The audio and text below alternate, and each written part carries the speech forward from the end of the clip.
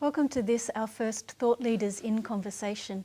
My name is Toya Chinque and I'm joined today by Professor David Marshall. David's research focuses on persona and the study of identity in the professional and leisure area.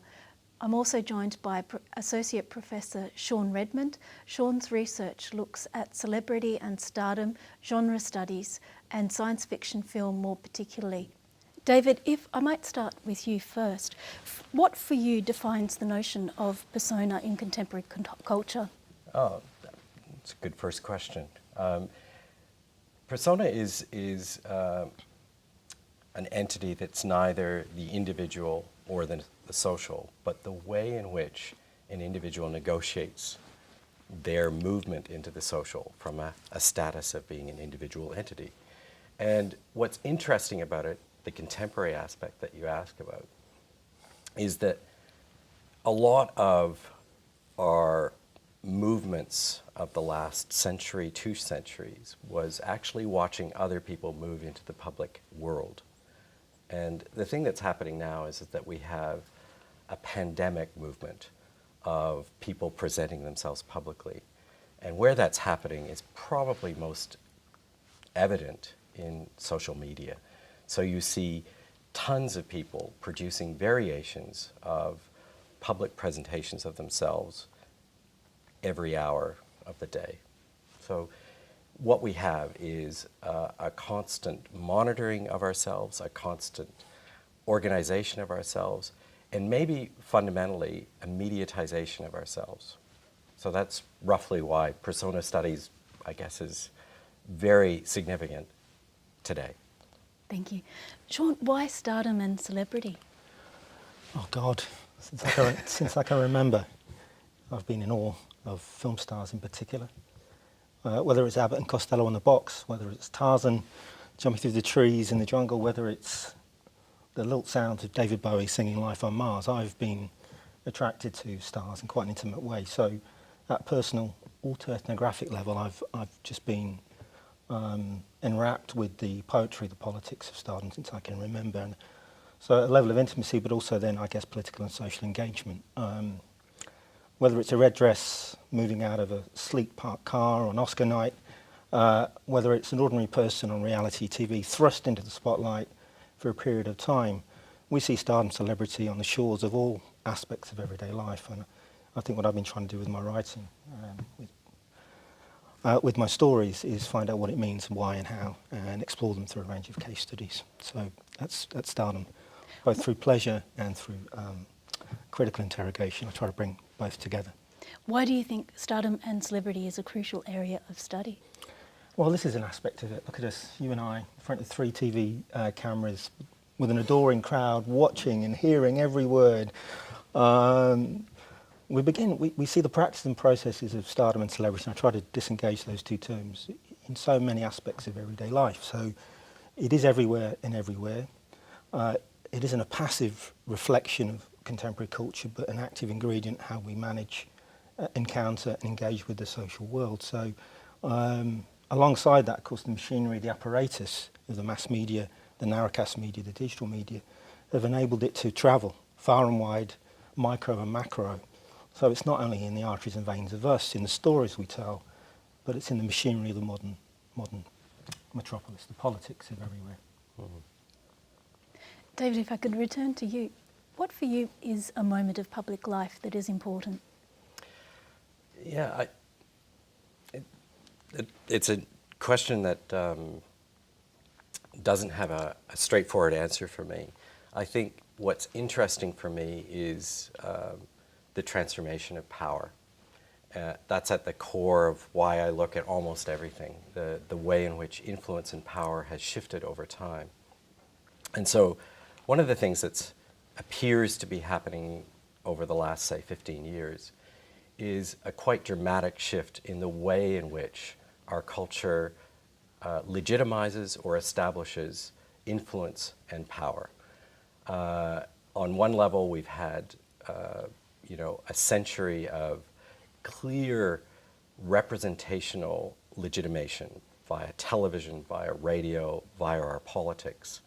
So I would say the thing that is most intriguing to me about public life is the very instability of public life itself, which produces all sorts of ranges of how influence and power moves through our public life. We can't, in the current moment, even understand our political institutions as stable. And we certainly can't see any of our media and cultural institutions as stable as well. And maybe they've always been in flux. But what's fascinating to me is that very few people are working out how these different notions of publics and different notions of communities and different notions of investment and connection are actually changing a lot of other structures, regional structures, national structures, community structures, international structures. So in a way, it's a very big question about how public life is just fundamentally different. I was thinking about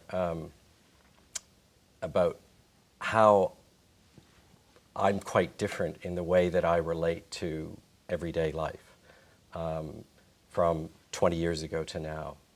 I would be quite obsessed with probably reading a newspaper, making sure I watch television. And the reality right now is that I'm actually vaguely freed from that process, and I can't quite work out why. Occasionally I feel guilty that I'm not following certain things. At the same time, I'm following a lot of other things that are connected in quite different ways, quite interpersonal sort of structures that move into larger micro-publics, into publics. But it's just fundamentally different and produces something that is infinitely fascinating about the way that public life operates. Sure, what's an aspect of public life that is interesting for you? Oh God, I don't know. Rich streams that interconnect, I think, rather than isolating just singular examples. I think that's a really fascinating point, isn't it, about how we get news and information, communicate with one another, how it's shifted from a physical point in time when we might read the Sunday newspaper on a newspaper on a Sunday morning, or the news bulletin at 6 or 10, because it's got regimented in terms of TV scheduling. And now it's porous, fluid, the way that we might access information and how we might travel and track it, because it won't be in the one media. We might move across platforms. We might read a story on Facebook and then follow it somewhere else. I suppose to bring it back to public life, we constantly find public figures, stars, celebrities, anchoring, shaping, affecting the very content of our news production, our communication streams. I suppose I'm fascinated with that. I remain in awe and wonder of stardom and celebrity. I still get immense joy out of the figures that I identify with or even hate. And it's that pleasure, it's that negotiating those pleasurable processes which still fascinate me. Why, with all the knowledge that I have about artificiality and authenticity, about how they're constructed within layers, sedimentary layers of representation, that I still find them intimate and proximate, and I still mine them for information to help me make the way in my social and everyday life. I still use the lyrics of David Bowie to fall in love to. I still go to Chaplin when loneliness grips me. I still find in these figures immense and important and really quite profound relationships. So it's those streams, I think, for me personally. In Stardom and Celebrity, in persona Stardom and Celebrity Studies, we have different scholars working at different layers. We have those working what might be called the TARP strata, looking at field theory, looking at macro processes, working in big theoretical and methodological streams. Brilliant work. David's one of those scholars. Nick Holdry would be another. We've got some of the most brilliant writers. Joe Littler would be another, who write passionately and persuasively about a particular type. I probably work at the other end, right in the streams of everyday life, through storytelling, through autoethnography. I think it's important that we do all that work between us and draw upon different, not just fields, but theoretical and methodological methods. Yeah, but I still kiss when I hear the sounds of David Bowie. And what Sean's describing is actually that the way in which certain things move in a culture, and the way there are attachments and detachments with people. Individuals are playing in that world that make something significant or make something the opposite. They sense it's insignificant, which produces its significance anyway.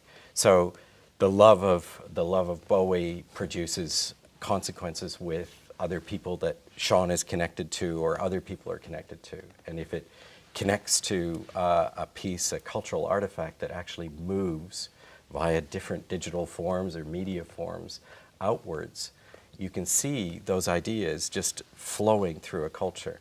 And so, Sean's absolutely right. You need that kind of almost structural field theory, if we use Coldry's notion of borrowing on Bourdieu, about how celebrity in one aspect just moves between fields incredibly. And you say, well, how did it get from everybody knowing it here to everyone knowing it here?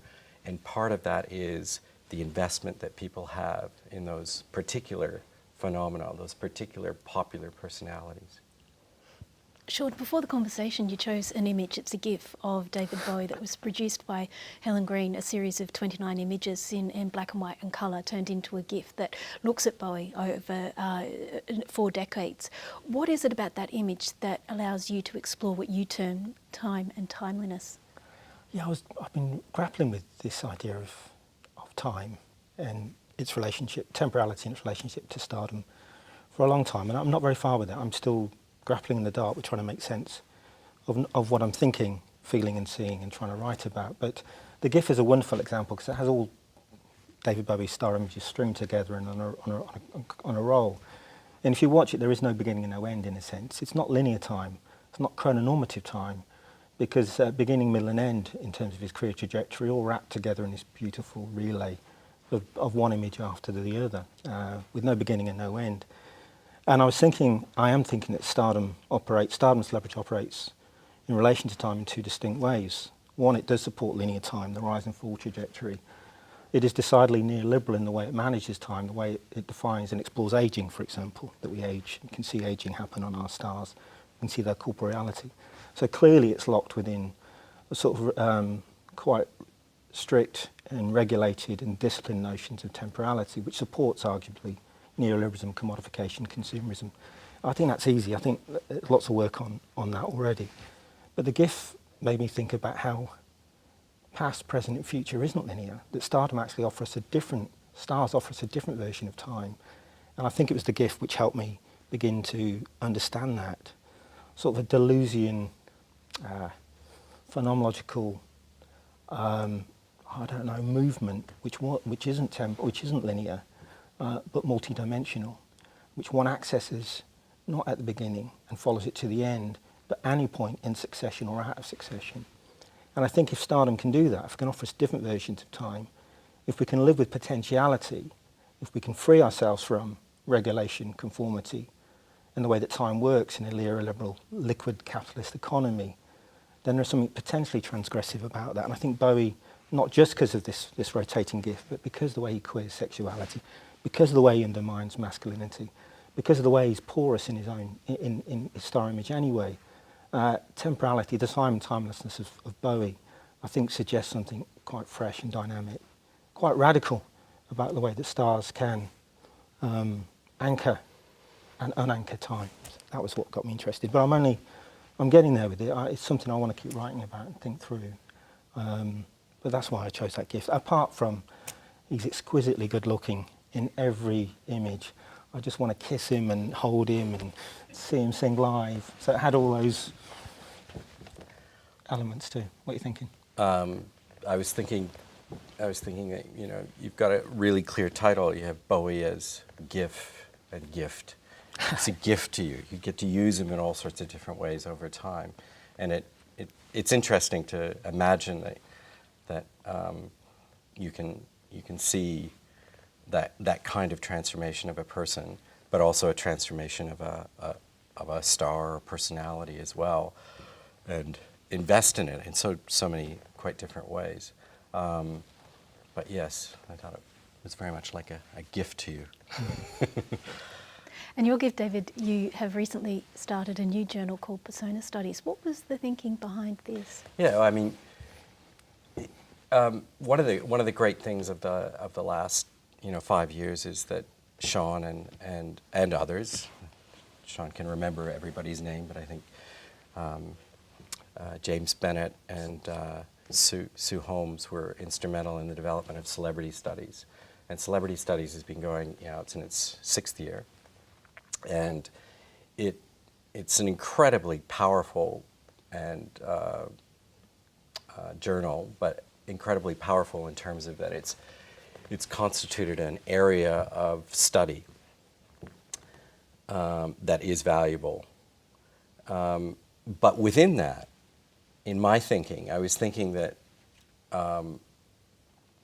the notion of persona actually is a larger relationship to the way people construct their identity publicly, and that celebrity is kind of like a subset of it, and persona is much larger and bigger. And he couldn't help himself, could he? He just couldn't help himself.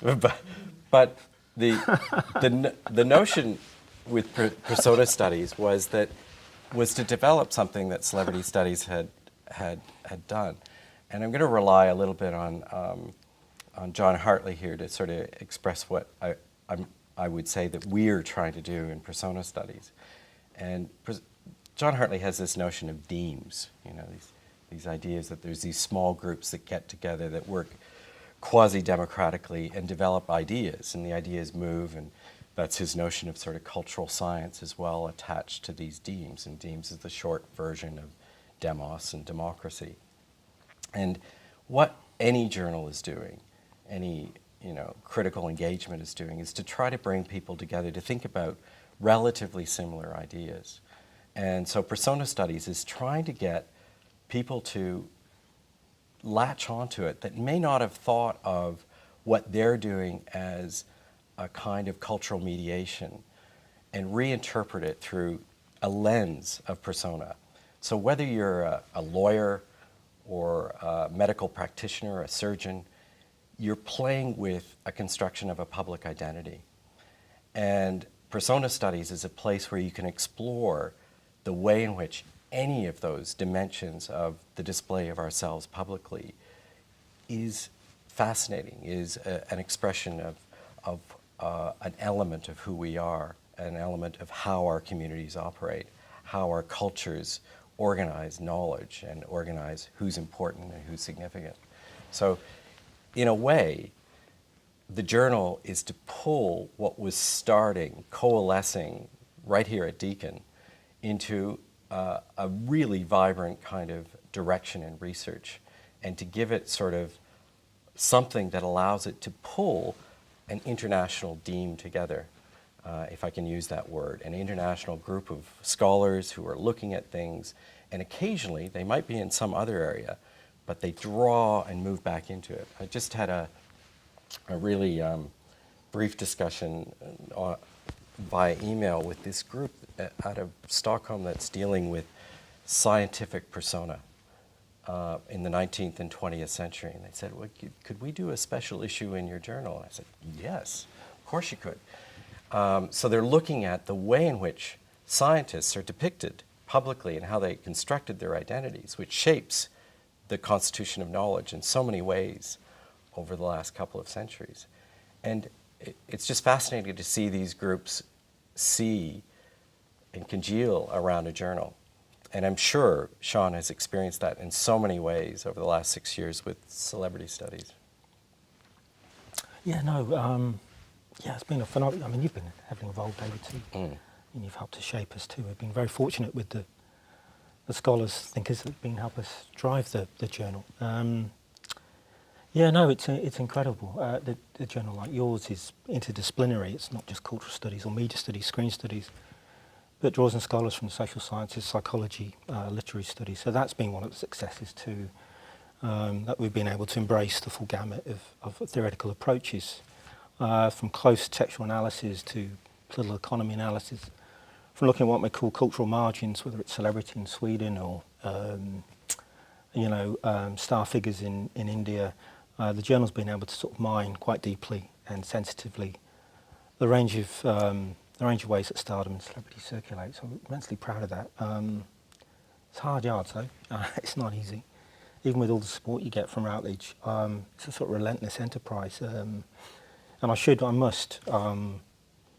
must thank Sue Holmes. I mean, Sue's my sort of wing person, and I am hers. And so, I mean, she set it up with me. You know, James came on board a bit later, and Sue's one of the very finest, not only scholars of Stardom and celebrity, but one of the most exemplary editors. And the journal really wouldn't be anywhere near as good as it is, if it is that good, without Sue Holmes. She's just remarkable. So the editorial board, which David's part of, has been immensely supportive too. So I suppose I should mention that, not meant to be promo, but obviously got the journal, the conference next year in Amsterdam, and we run those every 2 years, and that's been an immense success as well. That's helped sort of embed the journal, but also increase its reach, and we've managed to create an atmosphere or a vibe, as they say, the youngsters, that people feel feel safe and secure going to the conference and enjoy the papers. So we've got that next year. So lots of good things. We've got a special edition out soon on blondes, which Jeanette Vincendou's doing. So there you go as an example. That's a film, largely a film screen studies based approach. Numerous, I can't remember all the film stars there. They're looking generally case study based. I think Monroe's one, obviously. Mainly blondes, though. Yeah, maybe a few redheads, just to change no. Okay. And I think there's a great piece. There's going to be one on Bardo, but I've forgotten who's written that. That would be beautiful, an example of what the journal can do, focusing on an aspect: blonde, hair, gender, sexuality, race, ethnicity, national identity. So that'll be out next year. So it's all good. And you have edited a new book coming out about celebrity. What was the approach there? That's Sean and I met fairly early on about trying to work out what are the areas. I think we did it in terms of areas, didn't we? Say what would stimulate a group of scholars to write about different areas, and this was probably the first really massive, comprehensive effort, and that was designed to ensure everything was original research in it. And I think we pulled off the original research. I think there was one author who tried to pull it from another book, but I even think he changed it a fair bit. But it was in terms of areas, and we thought of different things like the global celebrity, embodiment, affect. We thought of some of the key terms. It was easy to think of some like histories, or I think we ended up calling it genealogies to change it slightly. And it was an amazing process of something that probably couldn't have happened even before the journal, but 10 or 15 years ago, you probably couldn't have got that many great scholars together in one place to produce that sort of thing. What do you remember about all that? No, I do remember actually meeting in your office. That's right. I do remember that. Oh, yes, the office. You held down. We went through all the things. Steve Carell was there. That's right. But I remember that was quite exciting, that bit, because we were going through we'd done a draft of it, and then we just started talking through who might we ask. Do you remember? That was quite exciting. That's right. And how they might fit. And then that begins the process, them going out and inviting people. And that was quite exciting too, because we got, hand on heart, we were immensely grateful for this. We did get, everyone we asked said yes, pretty much so. Yep, it's true. And they were all the finest scholars working in the area, both tightly and broadly. And they produced the most marvellous work. I'm incredibly proud of it, David. You've done a remarkable job. And it's a beautiful collection. 240,000 words or so. It's a tome. Yeah, was it 850 pages or something? I can't remember. It's some ridiculously long piece, but you can live in that world forever now. It's and incredible. I don't know how they did it. An incredible cover image.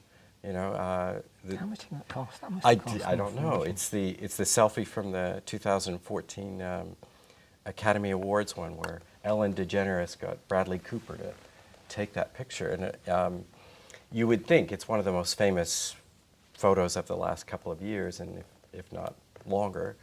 And there it is on our cover. So I'm happy with that too, and especially because we're dealing with celebrity. I'm, very happy that all those people are on our cover and are endorsing it.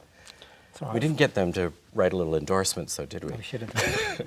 A friend of mine said we should have superimposed ourselves into the selfie. So David on one corner and me on the other. Like this. It would be. Who would you stand next to? Oh, just, I think I'd be caught behind Julia Roberts. Or, who was the person who tried to, What? photobomb? Yeah, who was that? Was it Brad? Well, it couldn't have been Brad. It was at the back there. There's some. Oh yeah, it was Brad Pitt. It was, wasn't he? Yeah, Yeah. it's Brad Pitt. Hey, Well, did we'll, Just a break up. Did you watch that interview with Brad and Angelina the other night? Just about talking about their relationship, what they mean to one another. No. Did anyone see that? Remarkably powerful. I know it's constructed. You were all there. I always part that. We all know what it is. But it was so intimate. Absolutely intimate. She was talking about a mastectomy and what he said to her. And it was just this most beautiful, beautiful response. True or not. Really clever. Because they've got a new film out, of course. So there's always tied to marketing, publicity. Beautiful. Yeah, it's a great cover. Brilliant book. Yeah. $380, really cheap. Oh, was it I thought it was $195. Is it $195? But, talk to us. Yeah. We're editing that out. Yeah. We'll have to have a launch though. What do you reckon? Well, yeah, we'll have to have a launch. I think it's sometime early December that it's officially out. But you can pre-order. We're not really promoting it in any way. And we only get 40 to 50% of the. No, we don't. What? It's about 4%. Yeah, about 4%, if we're lucky. Yeah. Yeah, it was it is incredible. I think it will be one of those defining books for the next half decade until someone else produces a defining book. Have you got a favourite chapter? They're all my favorite. Oh, you mean mine? No. I just meant, have you got one that you thought, wow, that's good? I think actually Nick Coulter's is pretty good. He's sharp, isn't he? Yeah, God, yes. it's pretty good. And Toya's, Remarkably good. But there's some remarkable ones all the way through it that are worth looking at. Some surprises that you just are amazed that people are researching in those sorts of areas. Speaking of which, where is your research taking you now, David? We're trying to finish with Chris Moore and Kim Barber a book called Persona Studies. Imagine that, a title like that. I've got another book that I'm trying to finish, which is called Persona in Formation with Minnesota Press. And I'm in the final stages of writing this book entitled, at least I'd like to entitle it this way. We'll see if the publisher, Palgrave, wants to entitle it that way. I'm calling it Promotional Vistas, which is a co-authored book. And I'm writing a lot about children's cereal right now. So, which seems, it's a case histories of different aspects of advertising and promotional culture. So it looks at different things, whether it's cigarettes or perfume or Volkswagen or IKEA, and just maps it over a longer trajectory about what they're trying to do in our public world. So that's the one that's right close to what I'm doing right now. So all those are appearing, and then next year I may be developing this cultural history of fame, but we'll see if that carries on. And Sean, your more recent work is on ethnography, and recently the fandom of David Bowie that we're working on together. What are you looking forward to about the project? Well, so it's a book tour, and I'm doing a book on fandom of David Bowie, but it's empirical work. So we're hoping to get out there into 5 major cities and interview in a range of ways, or talk to in a range of ways, Bowie fans. So Tokyo, New York, Berlin, London, where else? Melbourne. We're going to look at Melbourne diaspora.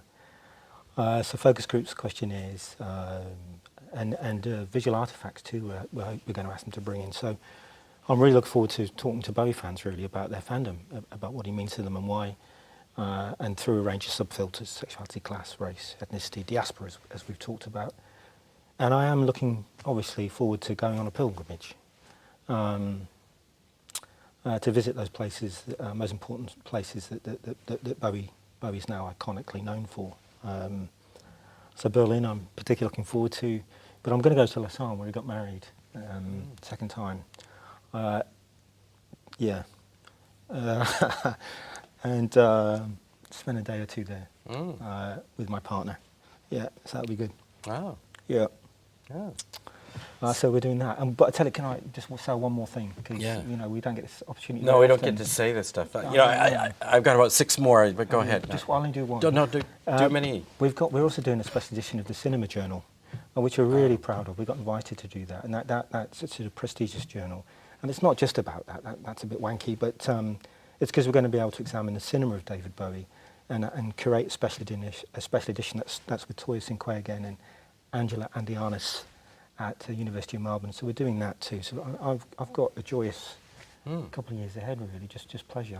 It's always hard work, nonetheless. The one thing I didn't mention, but because it's done, and that's what you always forget the thing that's just about to come out. But we edited, that came out of a symposium at Deakin. We edited this book with Glenda Cruz and Sharon McDonald and Katya Lee are all part of our lovely group of Persona Celebrity Publics, contemporary publics, and lots of authors, including Steve Mackey, who's here today, I think, and Sharon and others, which tries to map this temporarily or positionally coherent notion of publics, public here, public there. And it's an incredible book, and it's coming out with Palgrave in, I think, probably sort of May next year. So look for that as well. We've got lots of other things that are connected to tracking social media, and we're trying to develop different projects that are related to how people define themselves, how they identify themselves, how they use social media in particular ways. And lots of people connected to PCP more generally, and to my work specifically, are involved in that work too. So those are the two main ones. Gorgeous.